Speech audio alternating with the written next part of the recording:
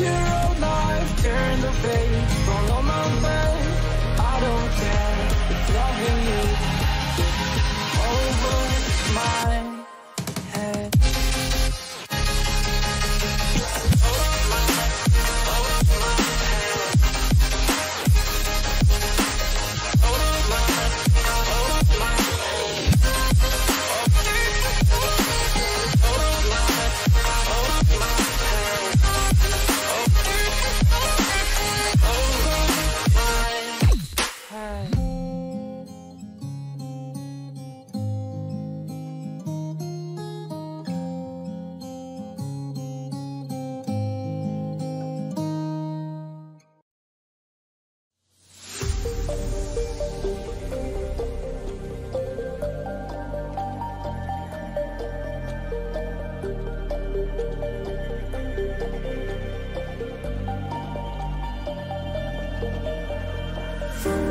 Showing off, don't wanna have to wait tonight, wait tonight. Better off, I'm gonna find my way tonight, wait tonight. Won't you talk to me? I wanna heal your sorrow. Won't you talk to me? We'll make a new tomorrow. Won't you talk to me? What makes this happy first?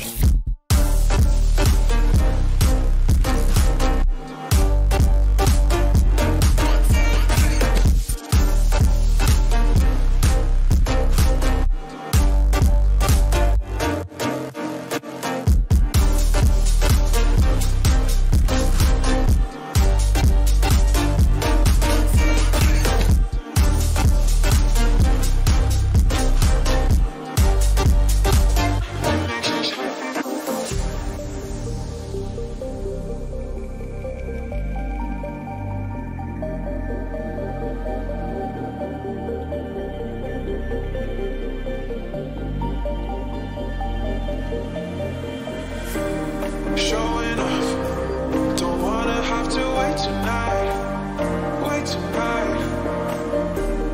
Better off, I'm gonna find my way tonight, wait tonight. Won't you talk to me? I wanna heal your sorrow. Won't you talk to me? We'll make a new tomorrow. Won't you talk to me?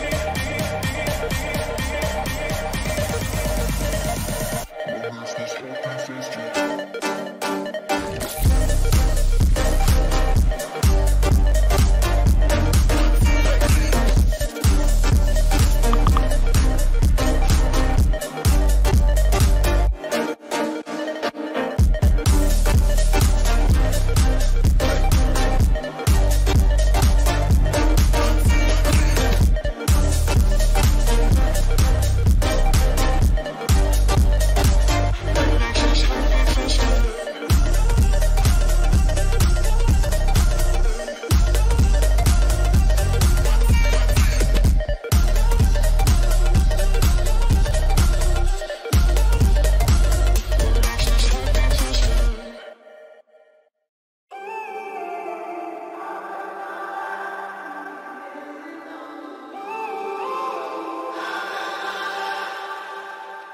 When I'm up through the night, I can't turn down the noise, tear all the worries out of my mind.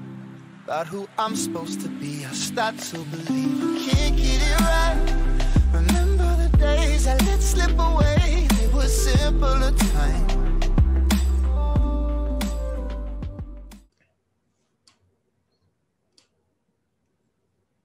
How's it going, everyone? My name is AJ Dimmick. I'm the Director of Esports for the University of Utah's Varsity Esports program. Today's a cool day as we start a new series in PACU about campus features, about one campus a week, talking about why every campus in the PACU is a cool place, why the games are worth supporting, and tell you the story of how the games community and esports, grew and developed on those campuses and what we do for them and how we can support them. Today will be a cool day as we talk about Utah and talk about the story of Utah's investment in games, both as a competitive organization and as an academic unit devoted to games. I appreciate you joining us tonight, and let's talk about this right now as we get into esports and the University of Utah. Ah, the University of Utah. I do love it so. Founded February 28th, 1850. That's 46 years before Utah was even a state. Over 30,000 students, over 20,000 employees, over 110 degree programs. Utah is the state flagship school located in the heart of Salt Lake City. This is a great place to go to school. Very proud football program, very proud basketball program. We sell out every gymnastics meet. What you might know less about is the U's proud history and legacy in video games. And that legacy isn't just a recent one with Varsity Esports and the Entertainment Arts Engineering program, which is a big game development academic unit. It actually dates back to the 1960s. That's a history and legacy in video games before there were video games. My friend and EAE co-founder Dr. Roger Altizer explains. Back in the day, Utah was one of the founding places for computer graphics. So a lot of talented young people came here in the 60s to study computer graphics. And those people include folks like John Warnock, who did Adobe, later on Nolan Bushnell, who founded Atari, Ed Catmull, who goes on to found Pixar. But really, I think the name that needs to be tossed out a lot is Ivan Sutherland, who is one of the early pioneers of computer graphics, was here at Utah. And he and Evans are sort of credited with the first ideas of tablets and touchscreen computing. The very first virtual reality headset was made here in Utah, the Sword of Damocles, back in the 60s. And so a lot of people were drawn to Utah back in the day because we were early pioneers of computer graphics. But it's not just computer graphics. Founder of Atari video games, Nolan Bushnell, got his start as an engineering student at the University of Utah in the early 70s. He got the inspiration for working on games while working a summer job at a local amusement park. He used to work at Lagoon, our locally owned amusement park. Lagoon is a great park. It's a really cool amusement park. Debatable. So he worked there pre-video games and would work on the Midway where they have, ball toss, ring toss, all that kind of stuff. But back then they used to have lots of mechanical games. And so, they might be like horse racing games. You put a quarter in it, you crank a crank and the little tin horses run. But he had a game that he loved that was a skiing game. And it was essentially, you put quarters in it and or less back then. And it had a piece of green carpet in it that would roll. And then it had little metal skiers or little metal trees on it and little metal rocks. And you had a little metal skier on a stick. And you had to avoid the rocks and trees that were rolling as the carpet rolled. It was on two rollers, like two bread rollers, so it would just rotate. And if you made contact with one, it would buzz and the game would end because it closed the circuit. The little metal skier hits the little metal tree and it goes, and then that's the end of the game. He loved it, and the thing was always breaking. And so he sort of mumbles to himself, there's got to be a better way to do this. And then when he starts seeing some of the stuff that's being developed in TV electronics back then, it sort of gave him an inspiration to bring this technology to the masses through things like Space War, and Pong was the first real one that really took off. And then Atari was born, and the rest is history. And he gave us one eventually. Yeah, we have a Nolan Bushnell signed arcade cabinet, a Pong cabinet. It's one of my favorite things to show people on the tour because it looks like an arcade game, right? It looks like Pong. But when you pop it open, it's just some random TV that people would go and buy and slap in there. It's got a hole for a bread pan that used to catch the quarters. Like, this is pre-industry, so all of this has a sort of a homebrew feel to it. It's really kind of cool. What do you want the gift to be? I don't know. Nolan Bushnell and some of his friends that were engineering students at the University of Utah would go on to be the founders of Atari video games. And later, Chuck E. Cheese Pizza, for that matter. But Nolan isn't the only titan of the video game industry that is an alum at the University of Utah. In the early 1980s, this guy came to the U. My name is Doug Bowser. It's somewhat serendipitous that I ended up at Nintendo. The University of Utah campus is the first place I ever played video games. And the very first video game I ever played was Donkey Kong. I chose a degree in humanities at the College of Humanities because I really gravitated towards persuasive writing, interpersonal communication, skills that I thought would benefit me no matter what career I decided to go into. And what I learned at the University of Utah is the ability to learn, the ability to problem solve, creative thinking, and those all benefited me. I was born and raised in upstate New York. I looked at a variety of schools across the country, and the University of Utah was a perfect place for me. Great education, beautiful environment, and of course, great skiing.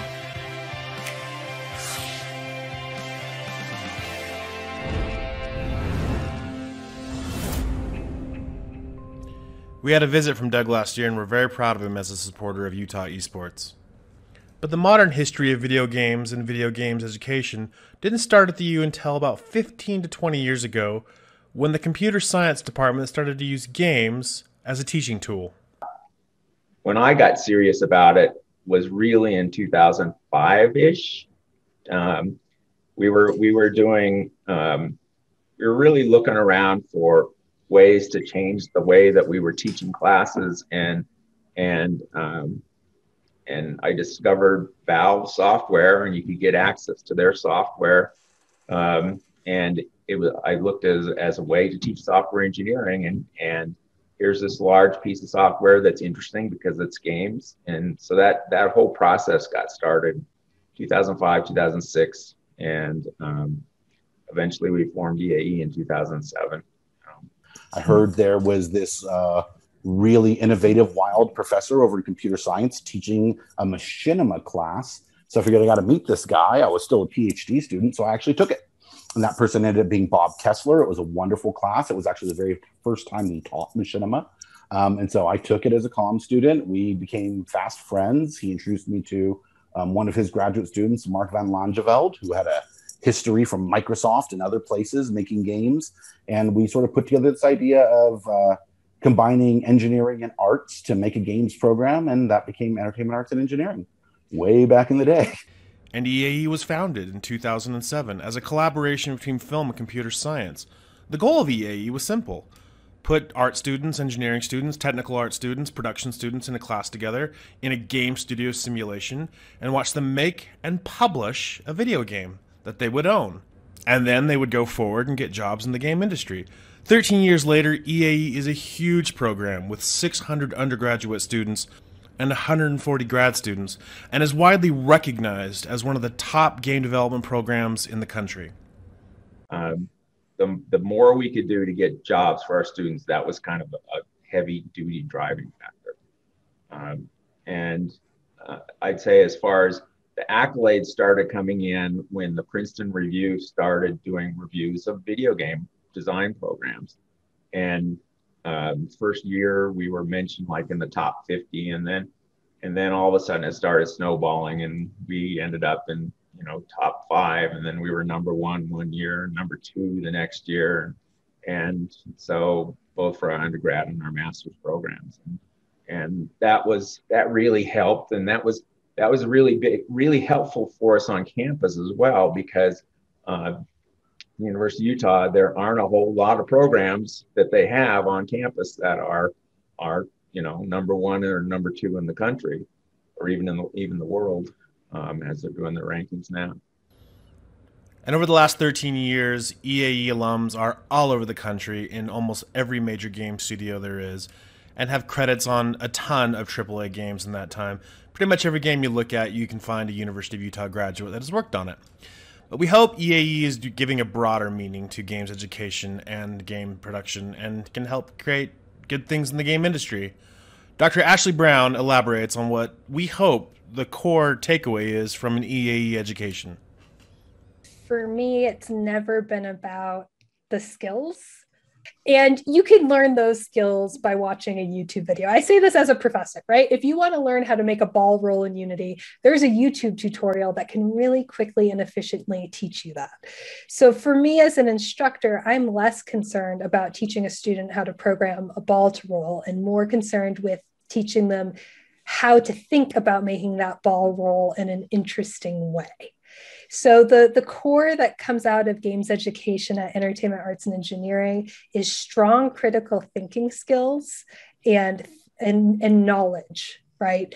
We're not making students that are going to go out and be worker bees, right? We're making students that can think for themselves, think critically, and change the industry in really meaningful ways. And when I say change the industry, I mean thinking about creativity and creative new approaches to classic games, I think is core to the health of the industry and to keeping games and game design fresh. So particularly from a design perspective, really getting that foundation of core concepts and knowledge down, and then iterating on that and doing really weird and wacky things that make for interesting design choices and make for interesting gameplay experiences.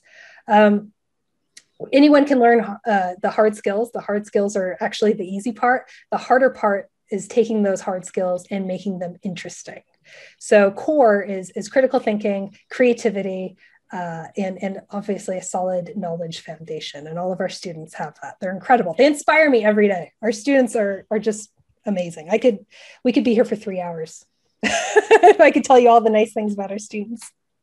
And with a thriving game academic program and almost 700 game students on campus, a huge student community also formed at the University of Utah, started by this lady.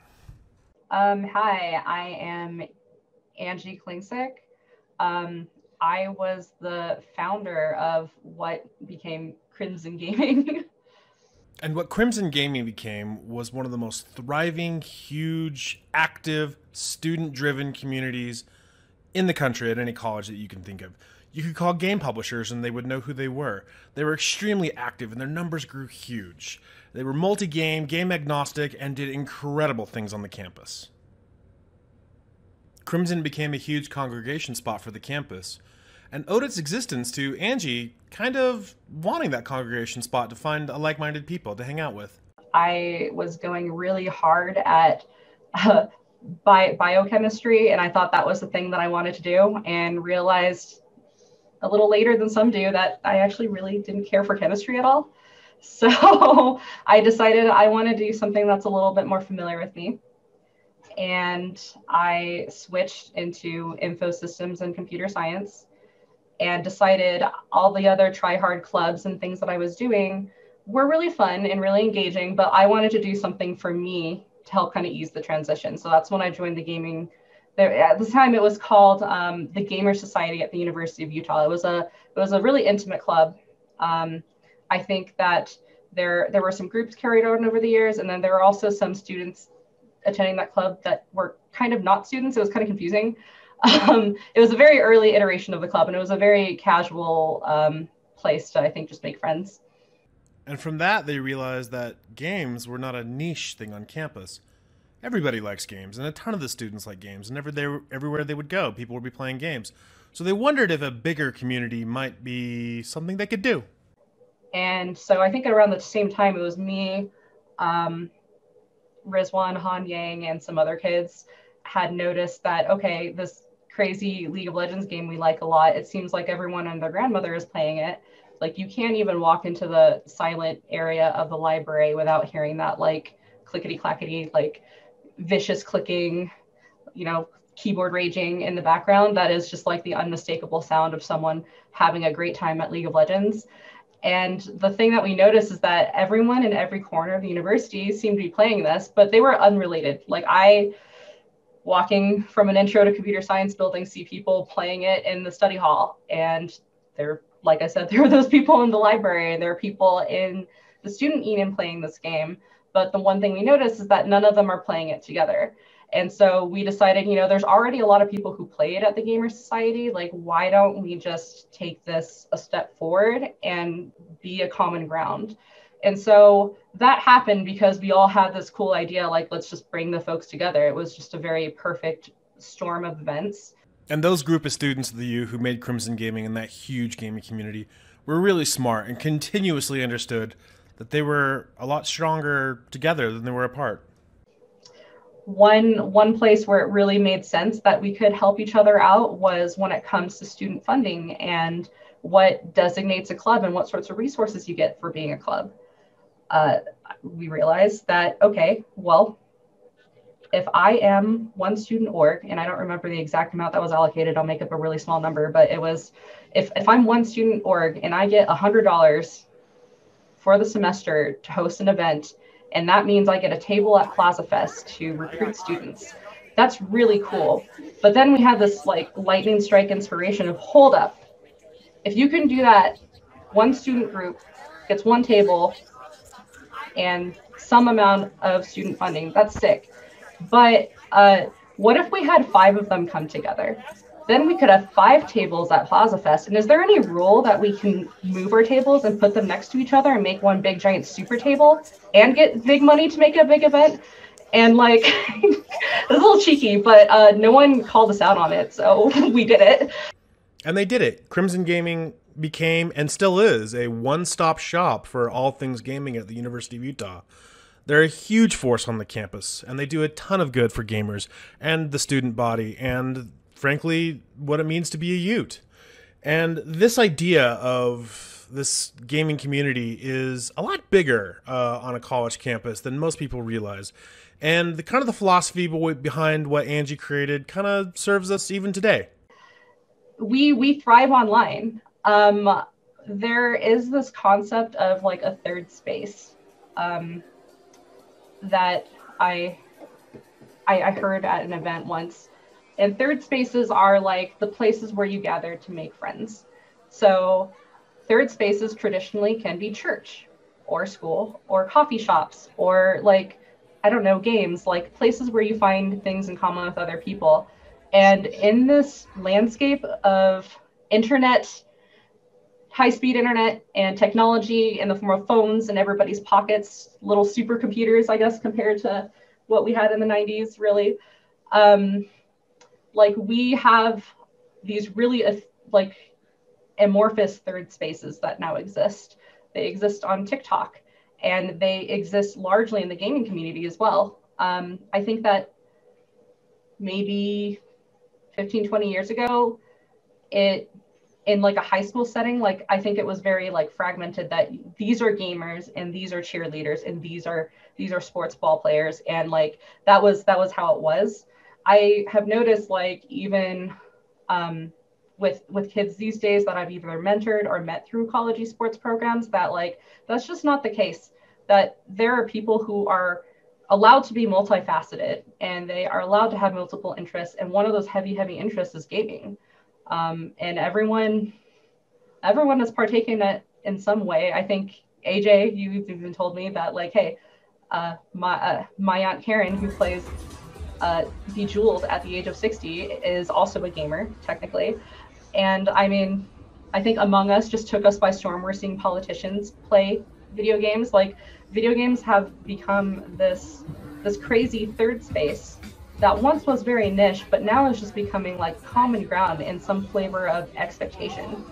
When your kid can play Fortnite on his phone, that extra third space of finding a Fortnite community through Discord or Reddit or Twitter or whatever it may be, like isn't that far away. And people are looking to join on that.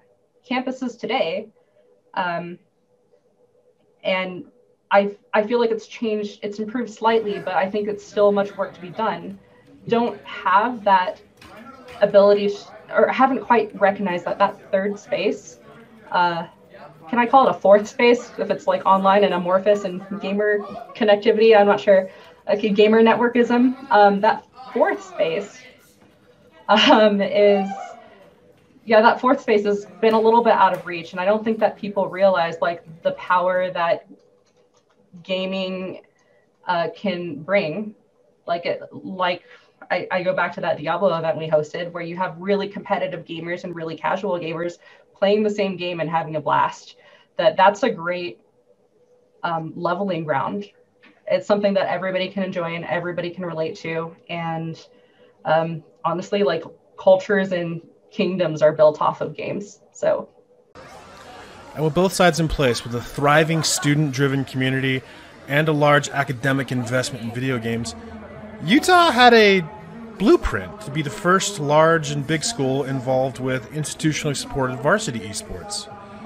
The idea came to a head with students that were long pushing for it and an academic program that was friendly for it.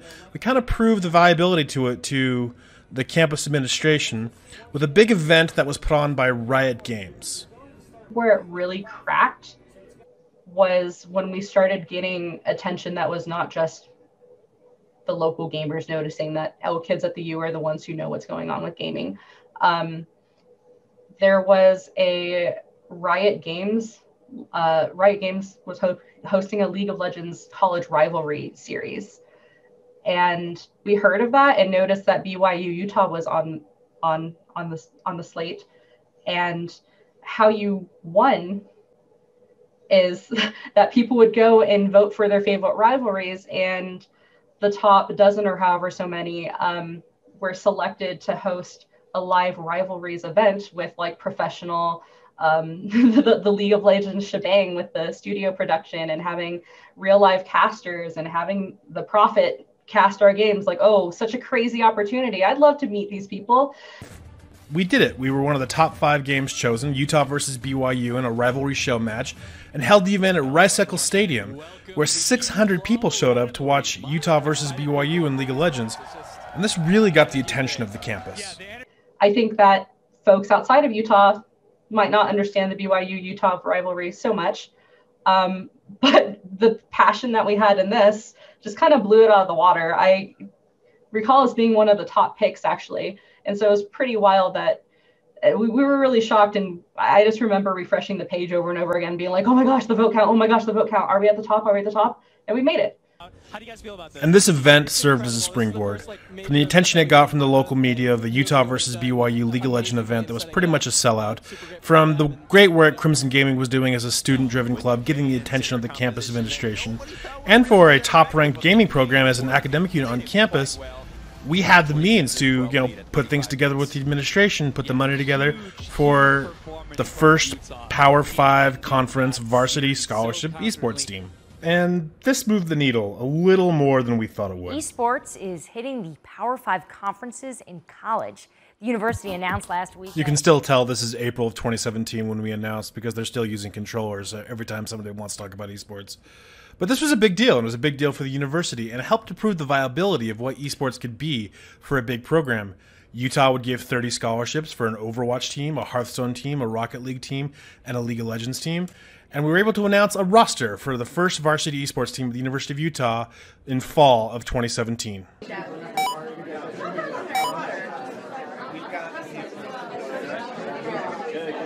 Today's an exciting day for us. It's the day that we're releasing our roster to the public and talking about our esports initiative here at the U.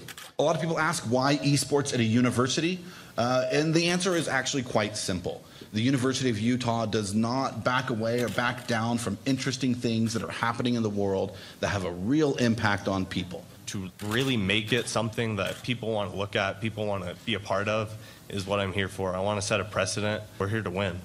We're not here to mess around. We're not here to just play games. We're here to make sure that we make the U proud.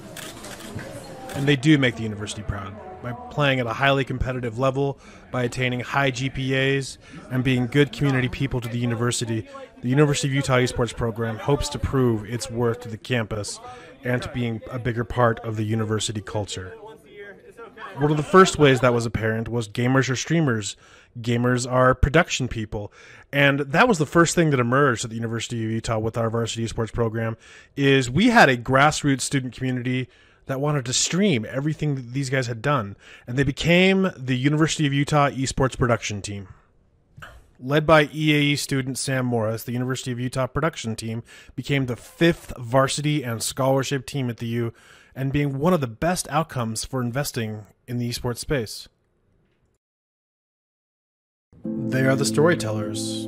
They are the reason that people know we have an esports team at the University of Utah. When we started Utah Esports 3 years ago, they were volunteers that came forward and would become the Utah Esports production team. They became expert graphic designers, audio engineers, directors, shoutcasters, software engineers, cameramen, observers, and live streaming professionals. In the last 3 years, they have produced 700 hours of content, over 150 matches, and have been seen by almost 400,000 people. Professional esports teams have come to them and asked them to do their broadcasts for them. They've helped teach Pac-12 institutions how to do theirs, and in fact have done broadcasts for peer Pac-12 institutions. This year they grew past esports, and they were asked to do the athletics coaches shows for both football and basketball. When the campus shut down, nothing changed. They continued to produce professional-grade broadcasts for Utah esports from their homes. When EAE had to move their annual open house online, the production crew was there to help. And when graduation wasn't possible on campus, the Utah esports production team was there so that parents and families could enjoy the experience with their students. They have become one of the best content creation organizations in this campus, and one of the most positive outcomes for the investment in the esports space. We are so proud of them, and we cannot wait to see what they do next.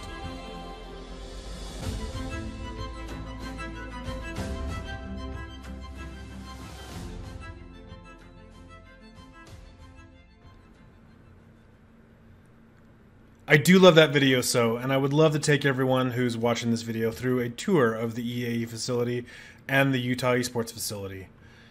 But we can't do it because of COVID, but I'll just take you through a walkthrough because we built our building and put it in a 3D engine and put it in Unreal, and so I can take you through a virtual tour.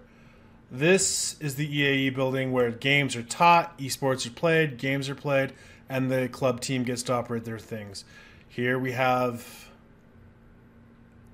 the open gaming area where the undergraduate students get to do homework and do their things, and the club team gets to participate in their gaming events, when in the normal times. Here is the Sam Morris production studio where the control room exists and Utah Esports productions are made. Here is the studio where, casters sit and sports shows and the coaches' shows are done in this room and with this facility in here.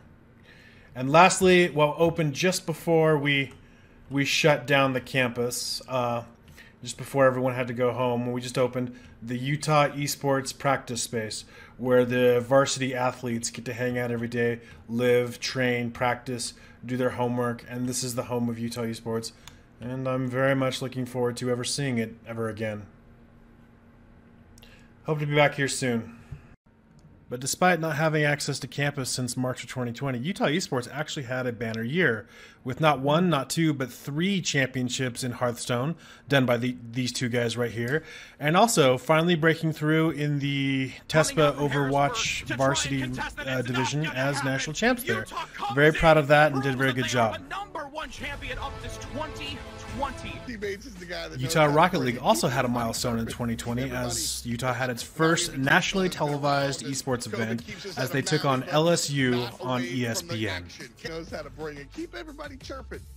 That was Maui Invitational, and that was wild to just tell my parents, like, I'll be on TV, and hundreds of thousands of people watched. I think just on Twitch there was 180,000 people watching, and I don't even know the numbers for what was on ESPN. But that was wild. I've never felt nerves like that in my entire life.